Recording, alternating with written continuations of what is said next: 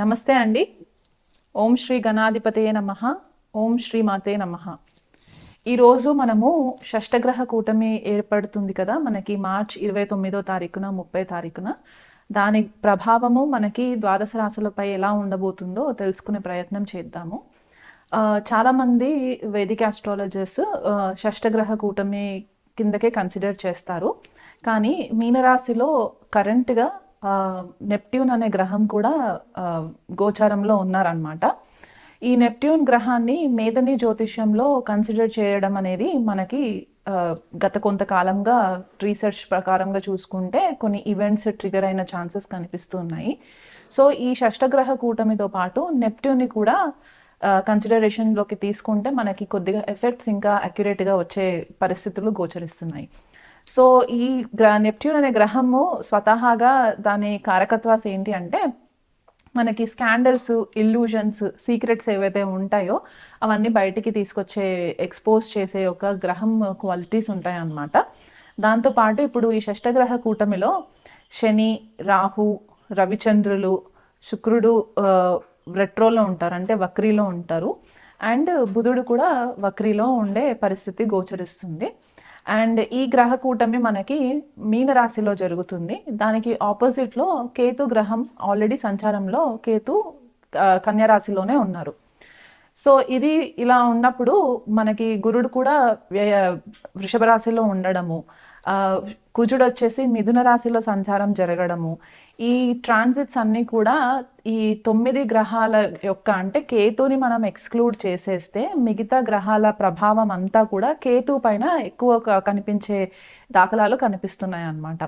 అంటే కన్యా రాశి ఎక్కువ మట్టుకు ప్రాబ్లమ్ జోన్లో ఉన్నట్టు మనం చెప్పుకోవచ్చు, మీనరాశితో పాటు కన్యా రాశి అన్నమాట. సో ఈ గ్రహ కూటమి మీనరాశి కన్యరాశి యాక్సెస్లో జరుగుతుంది. కాలపురుష కుండలిలో మనకి షష్ఠ భావము అండ్ ద్వాదశ భావము మనకి ఎఫెక్ట్ అయ్యే ఛాన్సెస్ కనిపిస్తూ ఉన్నాయి. సో ఇప్పుడు కన్యారాశి జనరల్గా మనం ఏం చెప్పుకుంటామంటే డిసీజెస్కి కారకం అని చెప్తాం. అంటే మనకు వచ్చే వ్యాధులకి ఈ కన్యారాశి మెయిన్ కారకం ఉంటుందన్నమాట. అక్కడ కేతు గ్రహ సంచారం ఏంటంటే, కేతు వైరస్ని కూడా సిగ్నిఫై చేస్తూ ఉంటుంది.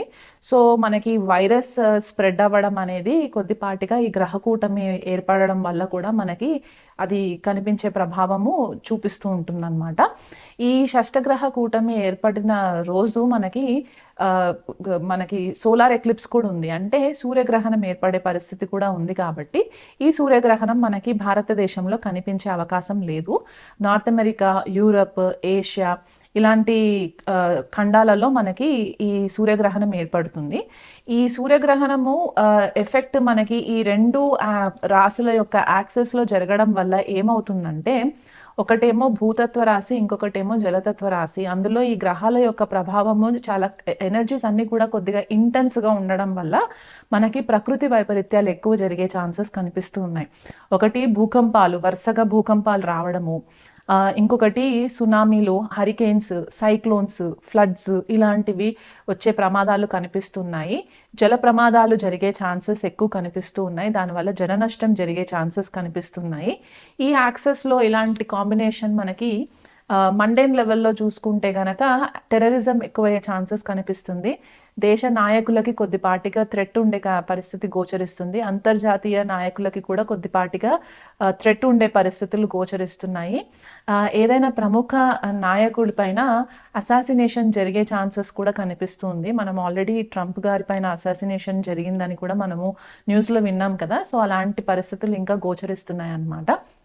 ఇంటర్ కంట్రీ కాన్ఫ్లిక్ట్స్ ఉంటాయి, అంటే ఒక దేశం నుంచి ఇంకొక దేశం పైన యుద్ధ వాతావరణము కనిపించే పరిస్థితులు. ఆల్రెడీ మనకి రష్యా యుక్రెయిన్ వార్ జరుగుతుంది, అండ్ ఇజ్రాయెల్ పాలస్తీన్ వార్ జరుగుతుంది కదా. ఇలాంటివి ఇంకా కొద్దిగా ఎక్కువ అయ్యే పరిస్థితి గోచరిస్తుంది. అది కాకుండా మత కలహాలు ఎక్కువ అయ్యే ఛాన్సెస్ కనిపిస్తున్నాయి ఈ గ్రహ స్థితిని బట్టి చూసుకుంటే.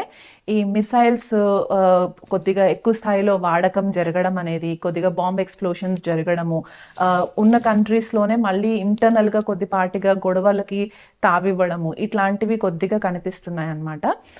కుజుడి యొక్క వీక్షణ కూడా కేతు పైన ఉంటుంది కాబట్టి ఇంకెక్కువ స్థాయిలో అగ్రెషన్ ఎక్కువ అయ్యే ఛాన్సెస్ కనిపిస్తూ ఉన్నాయి. చాలామంది రెస్ట్లెస్ అయిపోతూ ఉంటారనమాట. ఏది చేయాలన్నా కూడా ప్రాపర్గా ప్లానింగ్ లేకుండా ఒక స్టెప్ ముందుకు వేసేయడము, దానివల్ల ఇబ్బందులు పడడం అనేది గోచరిస్తున్నాయి. యంగ్ జనరేషన్ వాళ్ళు ఎవరైతే ఉంటారంటే టీనేజ్ వయసులో ఎవరైతే వాళ్ళు ఉన్నారో, ఈ యంగ్ జనరేషన్ వాళ్ళు ఎవరైతే ఉన్నారో, టీనేజ్ పిల్లలు ఎవరైతే ఉంటారో వాళ్ళ తల్లిదండ్రులకి నేను చెప్పేది ఏంటంటే కొద్దిగా వాళ్ళ పైన ఫోకస్ పెట్టండి. ఎందువల్ల అంటే ఈ జలతత్వ రాశిలో ఇన్ని గ్రహాల కూటమి కొద్దిపాటిగా సూసైడల్ టెండెన్సీస్ కూడా ఇచ్చే పరిస్థితి గోచరిస్తుంది. సో ఆ కోణంలో కొద్దిపాటిగా ఇది ఎగ్జామ్ టైమ్స్ అయ్యేటప్పుడు మనకి ఇవి ఈ గ్రహ గోచారం ఏర్పడుతుంది కాబట్టి కొద్దిగా వాళ్ళ పైన ఫోకస్ పెట్టడానికి ప్రయత్నం చేయండి. చాలా మంది ఐసోలేషన్ అంటే ఒంటరిగా ఉండడానికి ఇష్టపడే పరిస్థితులు కూడా కనిపిస్తూ ఉంటాయి. ఎస్పెషలీ మనకి ఇది మీనరాశి వాళ్ళకి, కన్యరాశి వాళ్ళకి ఎక్కువ చూసే పరిస్థితులు ఉన్నాయన్నమాట. సో వీలైనంత మట్టుకు మీరు ఒంటరిగా ఉండే ప్రయత్నాలు కాకుండా అందరితో కలిసిమెలిసి ఉండడానికి ప్రయత్నాలు చేయండి. అలా కాకుండా ఇప్పుడు వైరస్ అనేది కొద్దిగా స్ప్రెడ్ అవుతుంది. మనం న్యూస్లో ఆల్రెడీ చూస్తూ ఉన్నాం కదా, చైనా నుంచి ఏదైతే హెచ్ఎంపీవీ వైరస్ స్ప్రెడ్ అవుతుందో ఆ వైరసే కాకుండా ఇంకా వివిధ రకాల వైరసెస్ కూడా స్ప్రెడ్ అయ్యే ఛాన్సెస్ ఉన్నాయి. కానీ దానికి భయం ఫేస్ చేయకుండా కొద్దిపాటిగా మీరు ముందే ప్రికాషన్స్ తీసుకొని మీ ఇమ్యూనిటీ లెవెల్స్ని కనుక మీరు కొద్దిగా హ్యాండిల్ చేసుకొని రెగ్యులర్గా మెడిటేషన్, యోగా ఇట్లాంటివి ఏవైనా ప్రాక్టీసెస్ కనుక మీరు హీలింగ్ ప్రాక్టీసెస్ చేసుకున్నట్లయితే కనుక అది ముందు రాకుండానే కొద్దిగా అవాయిడ్ చేయడానికి పాసిబిలిటీస్ మీరు ఏర్పరచుకున్న వాళ్ళు అవుతారు. అండ్ ఇది కాకుండా కొద్దిగా నాన్ వెజ్ అవాయిడ్ చేయడానికి ట్రై చేయండి. ఆల్కహాల్ కన్సంప్షన్స్ అవాయిడ్ చేయడానికి ట్రై చేయండి. ఎందువల్ల అంటే ఈ డిప్రెషన్లోకి వెళ్ళే పాసిబిలిటీస్ ఎక్కువ కనిపిస్తూ ఉన్నాయి. స్పెసిఫిక్గా జలతత్వ రాశులు అంటే మీనరాశి, కర్కాటక రాశి, వృశ్చిక రాశి వాళ్ళు ఎక్కువ మట్టుకు డిప్రెషన్లోకి వెళ్ళే ఛాన్సెస్ కనిపిస్తున్నాయి. కాబట్టి అలా కాకుండా వీలైనంత మట్టుకు కొద్దిగా అందరితోటి కలివిడిగా ఉండి దైవారాధనలో ఎక్కువ టైం స్పెండ్ చేయడానికి ప్రయత్నం చేసుకోండి. ఈ గ్రహ కూటమి ఏదైతే ఏర్పడుతుందో, ఎవరైతే ఎక్కువ ఆధ్యాత్మికమైన మార్గంలో ఉంటారో వాళ్ళు ఒక ప్రణాళికబద్ధంగా స్పిరిచువల్ ప్రాక్టీసెస్ చేస్తూ ఉంటారు. ఎలా అంటే meditation, pranayama, breathing exercises, yogic life style lead చేస్తూ ఉంటారో అలాంటి వాళ్ళకి ఈ పర్టిక్యులర్ గ్రహ కూటమి పెద్దగా ఎఫెక్ట్ ఇవ్వదు. అలా కాకుండా ఒక రొటీన్ లైఫ్కి అలవాటు పడిపోయి ఒక మెకానికల్ లైఫ్ స్టైల్ లీడ్ చేసే వాళ్ళు ఎవరైతే ఉంటారో వాళ్ళకి గ్రహ కూటమి కొద్దిగా ఇబ్బంది పెట్టే పరిస్థితులు గోచరిస్తుంది. కాబట్టి ఇక మీదటైనా సరే ఈ వీడియో చూసిన తర్వాత కొద్దిగా మీ రెగ్యులర్ డైలీ హ్యాబిట్స్ని గనక మీరు కొంచెం మార్చుకున్నట్లయితే ఈ గ్రహ కూటమి ఏర్పడి దానివల్ల నెగిటివ్ ఎఫెక్ట్స్ ఏదైతే వచ్చే ఛాన్సెస్ ఉన్నాయో దాన్ని మీరు అధిగమించిన వాళ్ళు అవుతారనమాట.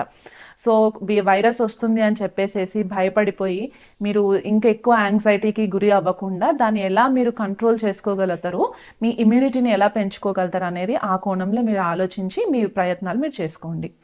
కుంభరాశి వాళ్ళకి ఈ షష్టగ్రహ కూటమి ద్వితీయ స్థానంలో ఏర్పడుతుందండి. ద్వితీయ స్థానం అంటే జనరల్గా మనం వాక్స్థానం అని చెప్తూ ఉంటాము, ఇన్కమ్ రిలేటెడ్ హౌస్ అని చెప్తాము, అదే కాకుండా కుటుంబ స్థానం అని కూడా చెప్తూ ఉంటాం. కాబట్టి ఈ పర్టిక్యులర్ ద్వితీయ స్థానంలో ఎన్ని షష్టగ్రహాలు కూడిక ఉంది కాబట్టి వీళ్ళకి మాట చాలా హార్ష్గా వచ్చేయడము, స్ట్రైట్ ఫార్వర్డ్నెస్ ఎక్కువ అయిపోవడము, ఒక రకమైన తెలియని ఈగో ఎక్కువ ఇంక్రీజ్ అవ్వడము, దానివల్ల ఇబ్బందులు ఫేస్ అయ్యే పరిస్థితి కనిపిస్తుంది.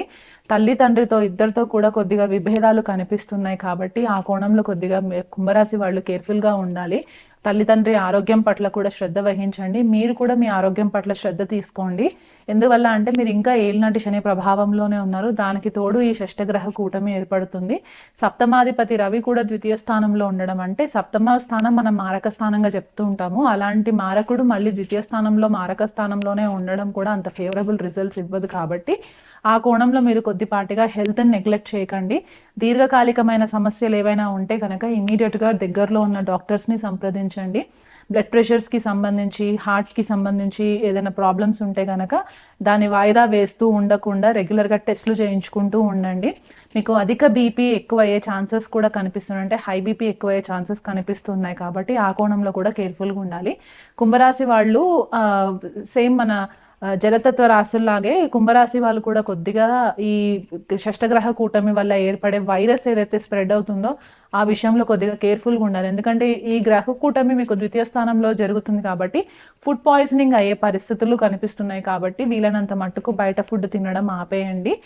డెంటల్కి సంబంధించి ప్రాబ్లమ్స్ రావడము, లేకపోతే మౌత్ అల్సర్స్ రావడము, కొంతమందికి సడన్గా తెలియకుండానే మౌత్ అల్సర్స్ రావడము, దానివల్ల ఇబ్బంది పాలవ్వడము, లేకపోతే ఏదైనా కమ్యూనికేట్ చేయాలనుకున్నా కూడా ఎదుటి వ్యక్తి సరిగ్గా వీళ్ళని అర్థం చేసుకోకపోవడము, దానివల్ల వీళ్ళు ఇబ్బందులు పడడము, ఫ్యామిలీలో ఒక రకమైన నెగిటివ్ డిస్రప్షన్ కనిపిస్తుంది. అంటే అనవసరమైన గొడవలు ఫ్యామిలీలో కనిపించే పరిస్థితి కనిపిస్తుంది.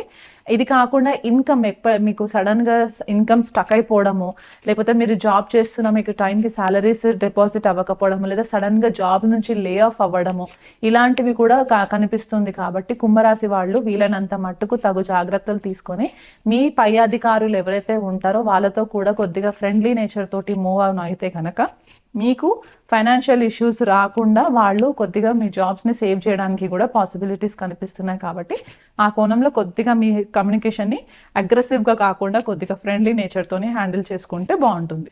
ఈ గ్రహ కూటమి అంతా నెగిటివ్ ఎఫెక్ట్సే ఇస్తున్నాయి అని చెప్పేసేసి ఆలోచించకుండా వీలైనంత మట్టుకు వచ్చే 3 నెలల నుంచి 6 నెలల వరకు, అంటే ఈ గ్రహ కూటమి ఏర్పడిన రోజు మొదలు పెట్టుకొని వచ్చే 3 నెలలు నుంచి 6 నెలల వరకు ప్రతినిత్యం గనక ద్వాదశ రాశుల వాళ్ళందరూ కూడా నిత్యం శివ ఆరాధన చేసుకోవడము, అంటే రుద్రాభిషేకాలు చేయించుకోవడం, మీ స్తోమతకి తగ్గట్టుగా రుద్రాభిషేకాలు చేసుకోవడము దగ్గరలో ఉన్న శివాలయంలో.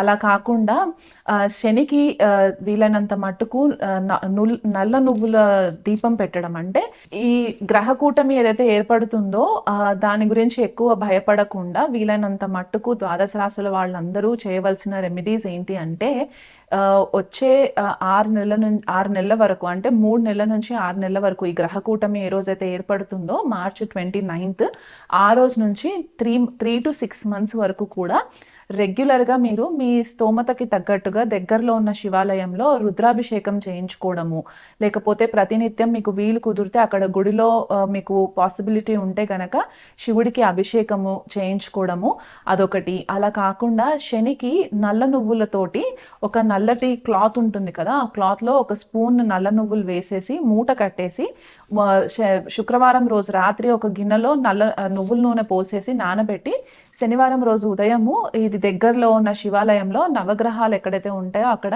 ఈ నల్ల నువ్వుల దీపం ఒకటి వెలిగించి ప్రతి సాటర్డే మీరు ఇది విధంగా చేసుకున్నట్లయితే కొద్దిపాటిగా ఈ గ్రహ కూటమి వల్ల ఏర్పడే నెగిటివ్ ఎఫెక్ట్స్ని మీరు కొద్దిగా కంట్రోల్ చేసిన వాళ్ళు అవుతారు. అలా కాకుండా రాహు కూడా ఈ గ్రహ కూటమిలో ఉన్నారు కాబట్టి మీరు అనవసరమైన అలిగేషన్స్లోకి వెళ్ళకుండా, లేకపోతే చికాకులు రాకుండా, సడన్గా ఏదన్నా ఒక పెద్ద ప్రాబ్లమ్స్లోకి వెళ్ళకుండా ఉండడానికి మీ ప్రతి వీధిలో లేదా ప్రతి కాలనీ కమ్యూనిటీలో గ్రామదేవతలు ఉంటారు కాబట్టి ఆ గ్రామదేవత ఆలయంకి వెళ్ళి అక్కడ రాహుకాలంలో శుక్రవారం పూట, ఎందుకంటే శుక్రుడు కూడా కలిసి యుతిలో ఉంటారు కాబట్టి శుక్రవారం రోజు రాహుకాలం టైంలో నిమ్మకాయ దీపాలు పెట్టడము మీరు కంటిన్యూగా చేసుకున్నట్లయితే కొద్దిపాటిగా ఈ శని రాహుల వల్ల వచ్చే ప్రభావాలు కొద్దిగా తగ్గుముఖం పట్టే ఛాన్సెస్ ఉంటాయి. నేను స్పెసిఫిక్గా శని రాహుకి ఎందుకు చెప్తున్నానంటే మనకి మేజర్గా ప్రాబ్లం క్రియేట్ చేసేది ఈ 2 గ్రహాలు కాబట్టి అందులో మనకి ఏప్రిల్ వరకు కూడా రవి శని రాహులతో కలిసి యుతిలో ఉంటారు. దానివల్ల కూడా మనకి చాలా రకాల ఇబ్బందులు ఏర్పడే పరిస్థితులు ఉన్నాయి. ఈ వైరస్ స్ప్రెడ్ అయ్యి మనకి ఇంకెక్కువ ఇంటెన్సిటీ ప్రాబ్లమ్స్ రాకుండా ఉండడానికి ఈ రెమెడీస్ చెప్తున్నాను అనమాట. నిత్యం దుర్గాదేవి ఆరాధన చేసుకోవడము, ఏదైనా అమ్మవారి స్తోత్రం పఠనం చేసుకోవడం, అది లక్ష్మీదేవి అవ్వచ్చు, లలితాదేవి సహస్రనామాలు అవ్వచ్చు, దుర్గా సప్తశతి అవ్వచ్చు, మీకు ఏది మీ మనసుకి ఏది కానీ కరెక్ట్ అనిపిస్తే ఆ దేవత యొక్క ఆరాధన అష్టోత్తరం చదువుకోవడము మీరు క్రమం తప్పకుండా ఖచ్చితంగా ఒక 6 months వరకు మీరు చేసినట్లయితే మీకే కాకుండా మీ కుటుంబ సభ్యులకి కూడా మీరు డైరెక్ట్లీ ఆర్ ఇండైరెక్ట్లీ కొద్దిపాటిగా మీరు రెమెడీ క్రియేట్ చేసిన వాళ్ళు అవుతారనమాట. సో తప్పకుండా ఈ రెమెడీస్ ఫాలో అవ్వండి. మీకు ఇంకా ఏదైనా స్పెసిఫిక్గా మీ జన్మజాతకాలని మీరు చూయించుకోవాలనుకుంటే కనుక మీ దగ్గరలో ఉన్న ఆస్ట్రాలజర్స్ని కన్సల్ట్ చేయొచ్చు, లేకపోతే మమ్మల్ని కూడా కన్సల్ట్ చేయొచ్చు. నమస్తే.